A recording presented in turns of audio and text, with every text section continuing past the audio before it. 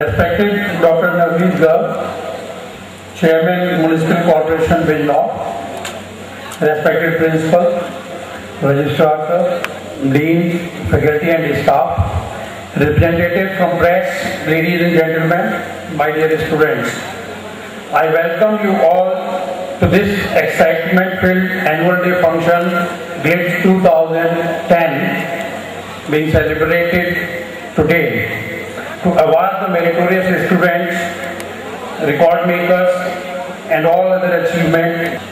It is a matter of pride, not only for me, but for all of us who stood by me in all ups and downs of completion of 10 glorious years of this institution.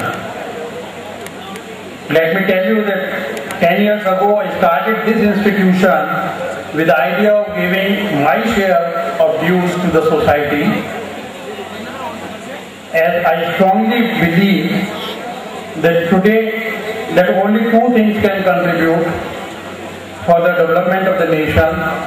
The one is education, and the second one is the young entrepreneurs like my students. I kept working on this, and this one institution 10 years ago today got converted into 10 institutions, and we have one university, school institutions, higher education institutions.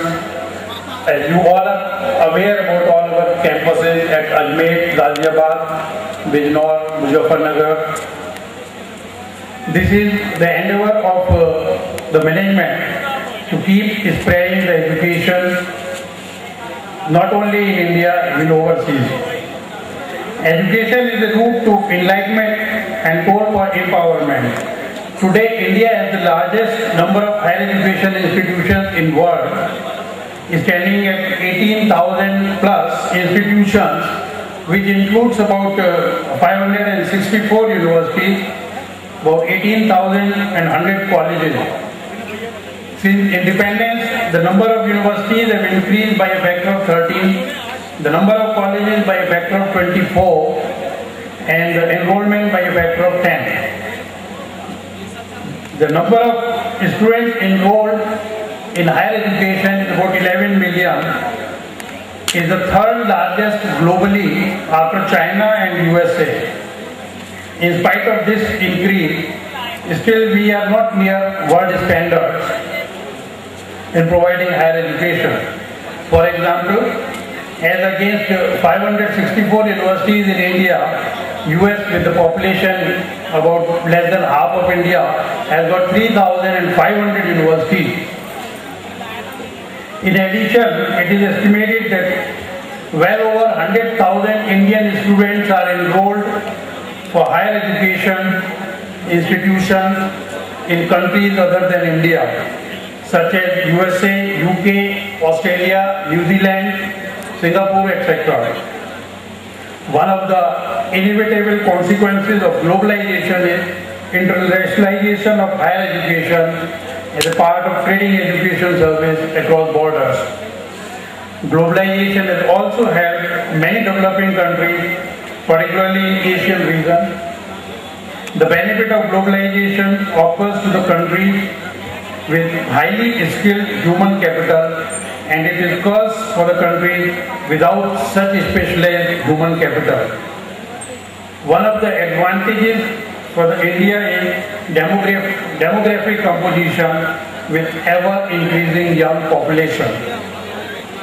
With more than one-third of its population below 25 years, it has a tremendous potential to overcome the major hurdle. Our country is witnessing an overall growth in science, technology, economy, and various other sectors of industry. Computer, communication, connectivity through internet services, apart from other, represents a major contributor to the economic development of the country. The demand for higher education worldwide is booming. Government wants well-educated citizens and knowledge workers, but are scrambling for the funds. In the competitive environment with economic activities getting very strongly dependent on higher level of knowledge base, there is a greater need than ever before for institutions of higher learning with established excellence in imparting knowledge and relevant skills. Knowledge society and education are seen as two sides of a coin, where the latter is based on the acquisition of knowledge, shaping of attitude, and building up of appropriate values, a process which requires a long period. One of the biggest problems of social equity in India arises from the low gross enrollment ratio for higher education, which is among the lowest in the world. Our enrollment ratio in higher education is one of the lowest in the world. Even the developing nations are having better enrollment in higher education than India. Higher education investment generates external benefits important for economic development. I feel glorified to mention that Bhagwant Group has contributed its best in making Indian society a knowledgeable society.